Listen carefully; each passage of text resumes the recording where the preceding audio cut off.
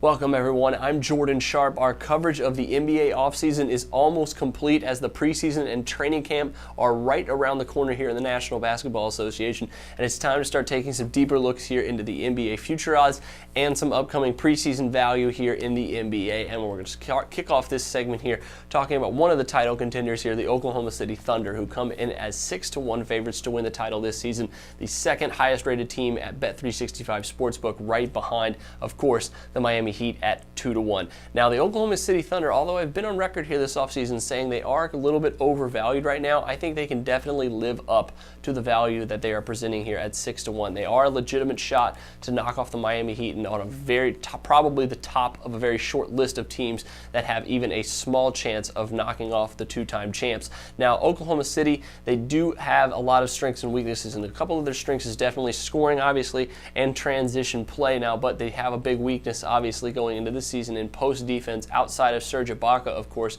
Kendrick Perkins declining on that area of his game, which was supposed to be his forte, and that leaves a big hole in the middle against newly acquired Dwight Howard, of course, against the Houston Rockets, who will be a contender, of course, Tim Duncan in San Antonio. So a lot of problems being faced here for the Oklahoma City Thunder in their post-present defense, but they do have a lot of scoring, which is going to help out tremendously to couple that area. Now, a lot of question marks coming in for this team right now, but considering the question marks, that's why one of the reasons why I think they're overvalued a little bit here. But if everything falls into play like they want it to, they could seriously be the same team they were a year and two ago, even without James Harden, with some of these young guys stepping up.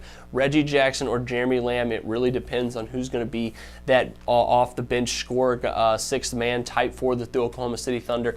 Neither of those guys really proven. Reggie Jackson has had some moments here, and obviously Jeremy Lamb hasn't had a lot of playing time so far after his rookie campaign, and really that really depends a lot of the Thunder's success on what either of those two guys, if not one or both of them, can do to supplement some bench scoring for this team, and a team that doesn't have a lot of options in that area right now. Another really question is KD and Westbrook enough to upset the Miami Heat in a potential finals showdown? That's often debated, considering they couldn't get it done with James Harden and those two. However, I think as the team is currently constructed, Ibaka has grown, and he is the third real big question here this offseason of whether he can kind of step into that role, not just defensively, but offensively, and be a steady 15 points per game from that starting power forward position, along with the incredible defense and shot blocking that he brings.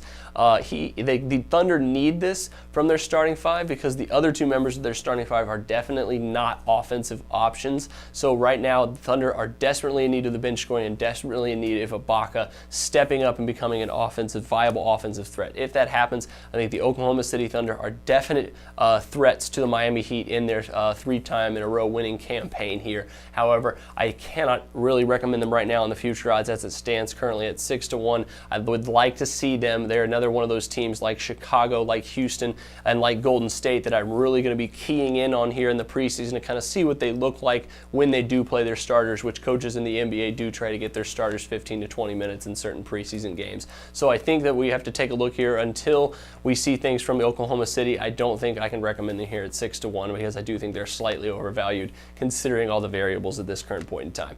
That'll do it for me this time. Make sure you check out my other team articles and videos on future odds and team reports on the NBA offseason, and make sure you check out our NBA preseason betting series, which will be opening up in just a few weeks. But until then, thanks for joining me this time.